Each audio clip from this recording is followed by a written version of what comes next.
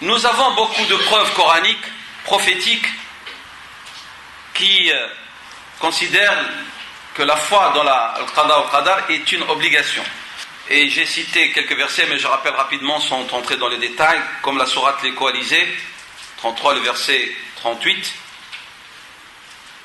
sourate 20, Taha, le verset 40, et sourate Al-Qamar, le verset 49, dans lesquels Allah subhanahu wa ta'ala parle que tout est fait, tout est accompli selon ses décrets, ses arrêts, ses sentences, son vouloir, dans la mesure, dans les limites qu'elle a définies subhanahu wa ta'ala.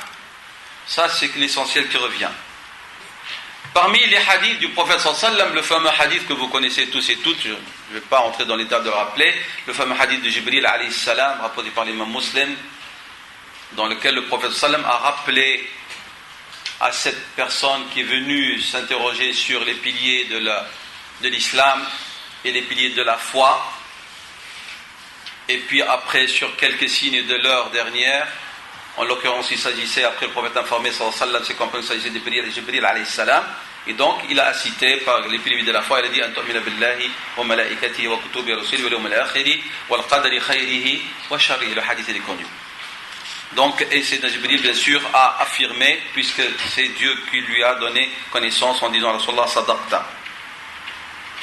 Parmi les hadiths du prophète sallam, hadith rapporté par l'imam al-Tirmidhi d'après Ali, que le prophète sallallahu alayhi wa sallam a dit aucun individu ne peut acquérir la foi tant qu'il n'a pas accepté quatre choses, ou affirmé ou témoigné quatre choses, qu'il n'y a pas d'autre Dieu que Dieu, qu'il n'y a pas d'autre Dieu que Dieu, et que je suis le messager de Dieu envoyé par la vérité, qu'il croit dans la mort, et la résurrection après la mort, et la croyance en la prédestinée. Donc, quatre choses: attestation que Dieu est unique, que Muhammad sallallahu alayhi wa sallam est messager de Dieu envoyé par la vérité de la part d'Allah, la vérité, al-haq ou al-haq, subhanahu wa ta'ala, le vrai, et la croyance, la foi dans la résurrection après la mort et dans la prédestinée. Un autre hadith de Rasul sallam d'après Anas ibn Malik, rapporté par Abu Daoud, et dans lequel le prophète sallam, trois éléments font partie des fondements de la foi: de ne pas nuire à celui qui atteste qu'il n'y a pas d'autre Dieu que Dieu, de ne pas nuire, faire du tort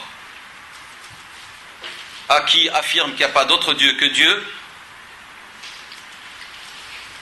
Nous ne le considérons pas mécréant lorsqu'il commet un péché. Nous, les musulmans sunnites, tout individu affirmant que Dieu est un, et ça sous-entend que Mohammed est messager de Dieu, celui qui commet un péché majeur, il est toujours croyant. Nous ne sommes pas des khawar et des dissidents. Nous le sortons et nous ne l'excommunions pas parce qu'il commet donc un acte qui est non conforme à la loi. Et il a dit sallallahu alayhi wa sallam, et le djihad, il dure depuis que Dieu m'a envoyé jusqu'à ce que le dernier de cette communauté combat le Dajjal, le faux messie. Ni l'oppression, ni l'injustice de quiconque, ni la justice de quiconque ne peut mettre fin à ce combat pour la cause de Dieu, dit Rasul sallam. Et puis après il a dit, et la foi dans les prédestinés. Il a utilisé le pluriel ici. Et il y a des hadiths du prophète sallam qui vraiment attirent l'attention des méfaits de démentir ou de mettre en cause la foi en la prédestinée, comme le hadith rapporté par Abu Darda, que le prophète sallallahu alayhi wa sallam a dit: n'aura pas accès au paradis celui qui manque de respect envers ses parents, le buveur invétéré des boissons enivrantes, et celui qui dément al-qada ou al-qadar. Le hadith est rapporté par l'imam Ahmad dans son Musnad, je répète. Donc il a dit: n'aura pas accès au paradis celui qui donc nuit à ses parents. Il parle ici de l'impiété filiale.